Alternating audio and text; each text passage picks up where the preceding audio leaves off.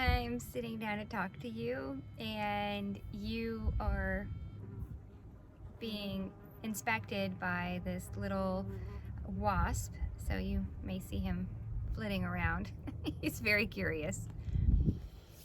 Hey, aloha friends, I'm Mel, and I am coming to you from in between Holiday and Near Island. There is this little tiny rock island that I've been walking all around, and it's just absolutely such a beautiful, beautiful day. I thought it'd be a great place for us to sit and chat a bit about knitting and about being creative and about enjoying nature. So let's go. First, I guess I'll tell you how I got here. I have a kayak, and today I got to go out kayaking alone, which is a treat. I love kayaking with family and friends, but I have a tendency to want to stop a lot and explore a bit and then drift.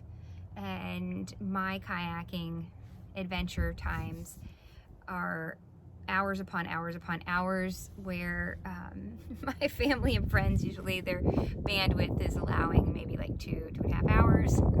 So it's been just a real treasure to just hold on to today. Sunny, sunny, sunny. I've got you guys tucked in on a barnacle clad rock. I am sitting on a barnacle clad rock. Let's see if I can pick this one up. This one's kind of neat. Let's see. So there are lots and lots of barnacles.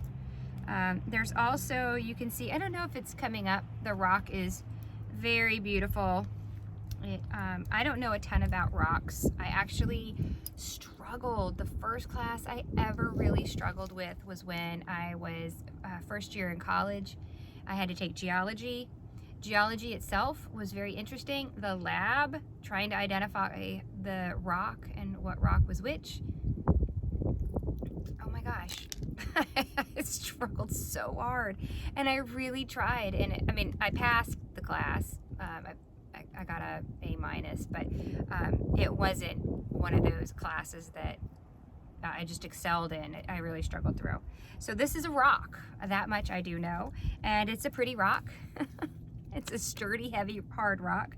The mussels and the barnacles love growing on it, and then as the tide recedes on a lot of these rocks, the flat black ones, as well as these craggy clefted rocks, there's the salt. So yeah, it tastes like the ocean smells, and the ocean here is so clear and beautiful.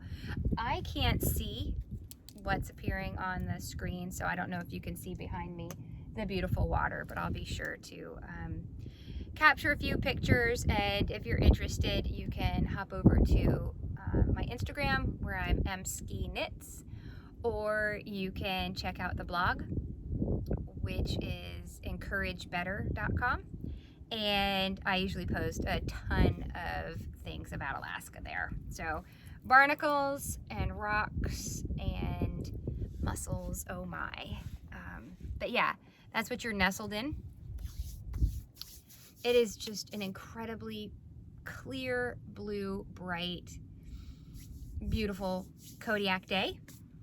I think the temperature was supposed to be about, which is pretty warm for us, I think 58 to 60 degrees today. And it's September the 12th, so pretty warm.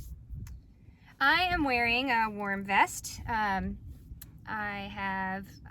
Today it's just been flannel, and then this pullover vest. This is a design by Elizabeth Smith, and it was knit in Debbie Bliss chunky tweed. I think it's a Donegal chunky tweed wool, and very slubby. I love it. All of my knits have to be utilitarian, even though it doesn't make them any less special. I know sometimes we knit things and they're supposed to be heirloom quality, and the things that I'll pass down to my family and loved ones in years to come will be heirloom quality, but they will definitely be utilitarian, well loved, well used. And this is one. I toss this over a lot. I really should knit another one. It was super simple. There's, I don't know if it's picking up very well on the screen, but it's stockinette, and then there's a panel of slip stitches, or maybe they were knit stitches. They stay in knit. And then there's garter worked in between. And for the life of me, I can't remember the name of this one. But I wear it a lot, and if you just look up Elizabeth Smith, either you'll see this. It came, it was a Quince & Co. knit, and it has a funnel neck cowl that can go with it. I don't know if it's detachable or if it was knit on it. I omitted it either way, and then my flannel pops right through. So the great thing about having it as a vest is it definitely, I can layer up here, but it definitely is, it's a wonderful piece that is real versatile. So on days where it's not super hot, which it doesn't really get super hot here, I tend to be very cold natured, so tossing it over everything from dresses to flannel is perfect for me. I've got some hand knit socks on. I am not taking off my extra tough boots just to show you, but they are wool and they don't match. My goal, there's this great gal that I have just been enjoying. She's super cheerful and upbeat, and she has these, she does this sock, it's called I'm So Basic, or It's So Basic sock. Oh, for the life of me, I can't remember her name. If I remember it, I'll definitely drop it in the show notes. She's so cheerful and so wonderful, and she is obsessed with sock knitting and just constantly bangs out these socks, and she's making me excited about trying to do that. And by do that, I mean having a pair of socks that match. This is what I'm working on right now. It is an unnamed pattern that I am just winging. Not winging in the sense I just started and just had no idea what I was doing. I just knit the Winston sweater, and mine was called not like a wannabe Winston because I was inspired by the Winston, and then I gave it a different neck. I did it in a different gauge. I had to totally redo the stitch count. So from the collar down, the raglan changed. The actual number of raglan increases changed. The number of stitches that I did. So the whole thing changed, but it was inspired by Jane Richmond's sweater, which the Winston pullover I have done before, and it's a fabulous, bulky, chunky, heavy, cuddly sweater. So if you're looking for a quick knit, it was all done in stockinette, in the round. A great beginner pattern. Jane does a terrific job of giving you what you need to get you to the next step, getting you to the next step and moving you forward, and not overwhelming you with too much insight. She's just a great teacher and pattern designer and all around human being, so it's a great pattern to knit. I encourage that one. I did that one, so I did my wannabe Winston, and really liked how satisfying it was to knock out a sweater in less than a week. And so I thought, you know, this thick, heavy, chunky thread is yarn put together is onto something here. So what I did was I took that idea, and I have 2 strands of wool-mize and 2 strands of, I believe it's, these are, they're just mohair. Can't remember I always hate telling you guys the yarns because I can never remember them, so I feel bad. Not that a lot of this stuff, these came from my local yarn shop, so you can get mohair at your local yarn shop, I'm sure. This is wool-mize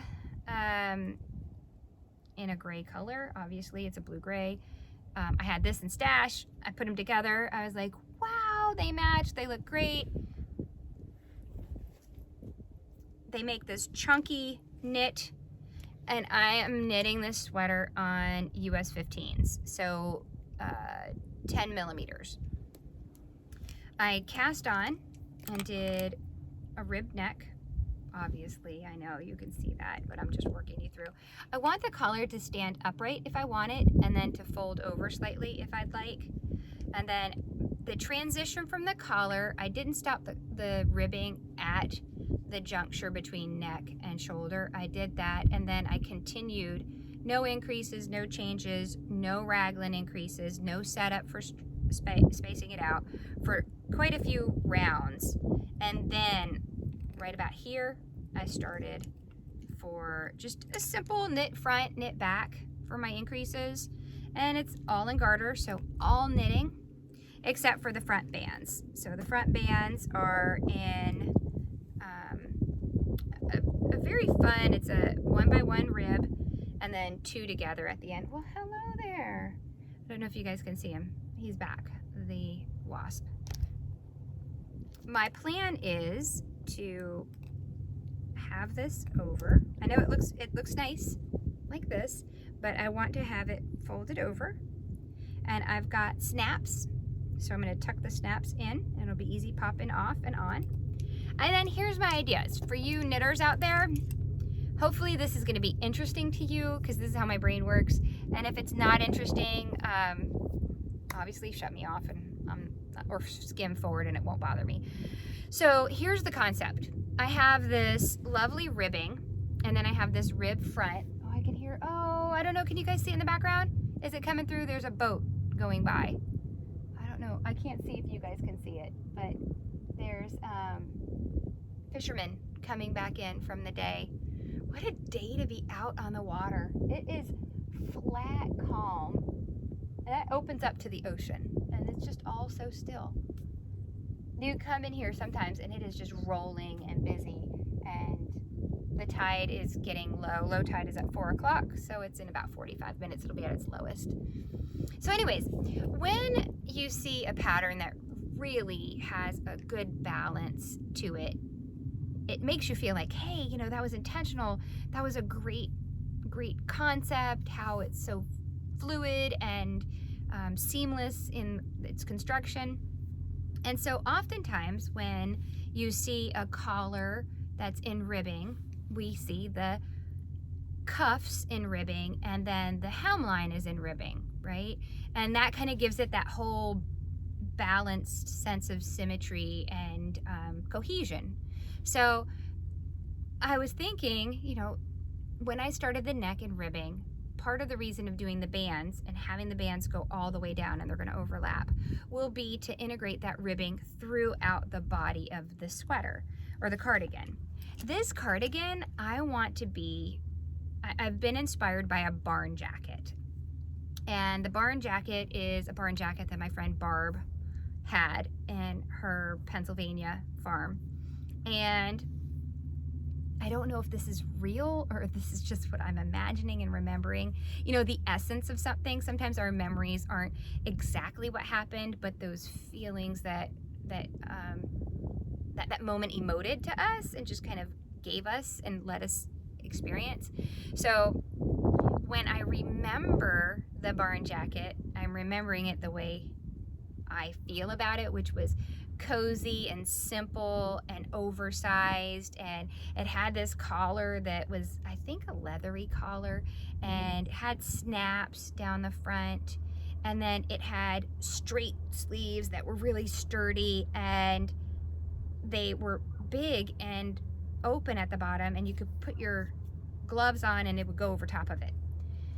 So taking that idea and incorporating my sweater, what my plan is to have this ribbing here and here only. And then I've got these massive, like, can you see this? Massive sleeves. And when I cast on 10 stitches here. And this is bulky now, so 10 bulky stitches is quite a bit of real estate on your sweater, yeah? So the idea is I'll have this cardigan and I can toss it on over top of my sweater, over top of, if I had a flannel and this vest, I can put it on over top. And it's going to be, instead of a fitted, you know, svelty overcoat that's kind of cinched at the waist and kind of frames me, it is going to be, it's a barn jacket. So I want to be able to toss this thing over and it's like structured and it is like over top of something and not really shape divining, but it's going to be warm and cozy. And so the sleeves, these big sleeves, I'm probably not going to taper very much, if at all, but the end, instead of having a cuffed ribbed cuff, I'm going to just knit it garter all the way down and bind off in a style that is very much something that I do, where it's I bind off, I pick back up, I bind back off, and it gives me this really tailored, tight look. So I'm going to do that with the sleeves, so no ribbing on the sleeves. And then the bottom is going to mirror the sleeves rather than the collar. And so the coat will come down as long as I have yarn and as long as I want it to be. It'll stop. I'm imagining it like knee length, but I could get really bored very quickly because that's the way I am. So it'll be somewhere between here and my knee. And when I end it, I'm going to end it the same way. Either that special bind off, or I may do an applied I-cord bind off, and just give it that tight, crisp ending. Like all this garter, done. And that's kind of my idea. I'm also debating on whether or not I want to do a little bit of sewing with it. And I don't know if this is a thing, but I've seen how people steek things. And so I'm thinking I can steek an area on either side, and, you know, steek it really securely, hopefully.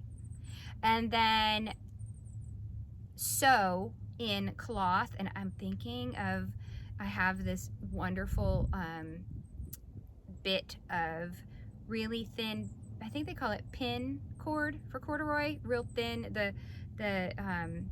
The cords are itty bitty, super soft and cozy, and I want to make pockets with that corduroy feeling on the inside and have that on the inside. Oh, there's a bird over there. There's two birds. I don't know if you can hear them. So where I'm sitting is all craggy rocks, and there's a clutch of trees here, and then a big rock behind you with some trees, or with the shrub on it.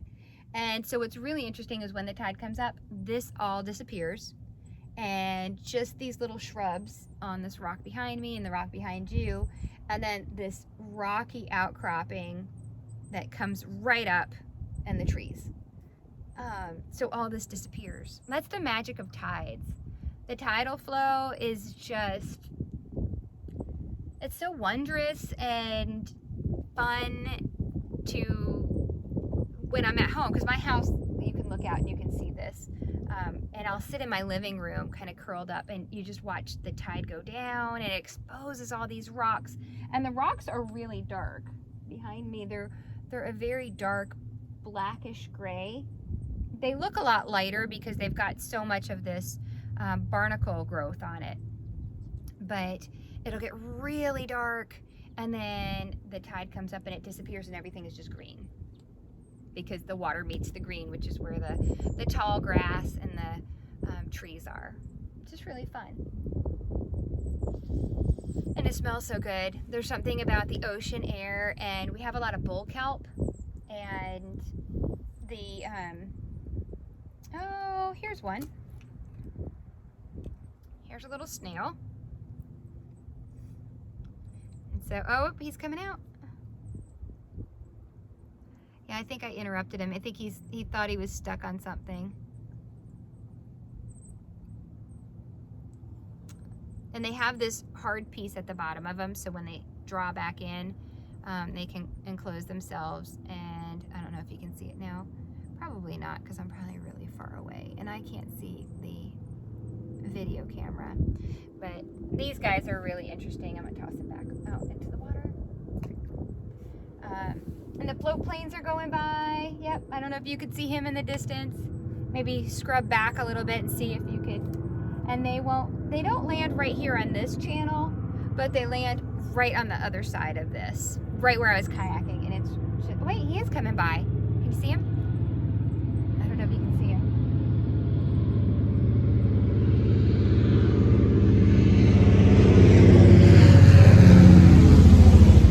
I love it.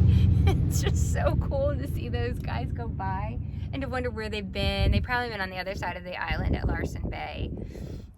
That's where a lot of set net sites are, and a lot of people do subsistence fishing there. And Alaska's so good about just conserving its resources and managing them properly. I take a great sense of pride living here. It makes me really, really stoked to have this as home base for now. So anyways, this behemoth knit started out super fast, and then it just got bigger and bigger and bigger. And it does, I know, look rather large.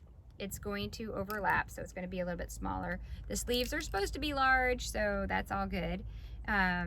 Once I set them aside, and again, this is something I always do. I know I've shared this before, but if this is the first time you and I have been sitting together that I've been knitting, I set aside my stitches on needles, so that way I don't have to worry about, for some reason, and I know it's just me, but putting stitches on waste yarn just drives me batty. Like, I go back to pick up the sleeves, which the sleeves anyway are like, to me, socks, and the fact that I have to do 2 of them is just draining and not exciting at all for me.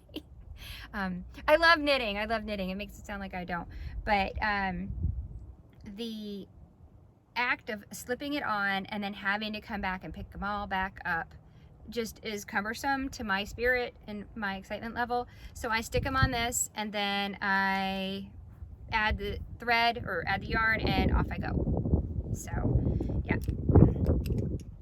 Now you're probably thinking it's weird. Did she just bring this so she could sit and have the podcast and chat with me? No, I float a lot when I'm knitting. I mean, I float a lot in my head.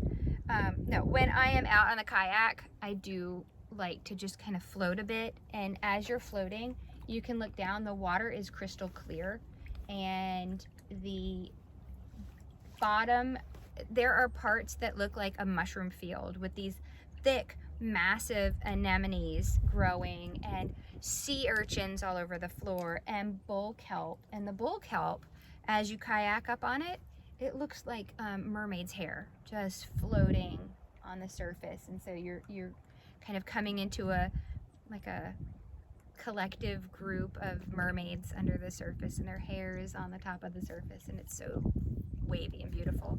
And the kelp here, in fact, my lunch, I brought lunch with me, and the hot sauce that I put on my sandwich, I had it was a delicious sandwich. You probably wouldn't think it is, but I like it. I'll take tofu and I slice it and I season it with a little bit of sesame seed oil, and then I use the bull kelp from here, and it's a bull kelp hot sauce that our local co-op has. It is incredible. And so the kelp that is everywhere is actually utilized and very tasty. So shout out to Barnacle Foods. They make really good bull kelp. But back to my knitting. So when I'm floating, a lot of times as I'm floating and I'm looking, I'll attach my oar and I'll just float and look at the bottom, and I knit. So that's why I brought this. All right, well, I've yammered on enough, and I've got some more exploring to do, and you have many things to create today that I'm sure you need to be spending your attention on rather than sitting here with me. I hope that wherever you are, the sun is shining on you, and that you realize that even in the rain, the sun is shining on you. You just have to wait a little bit longer to see it.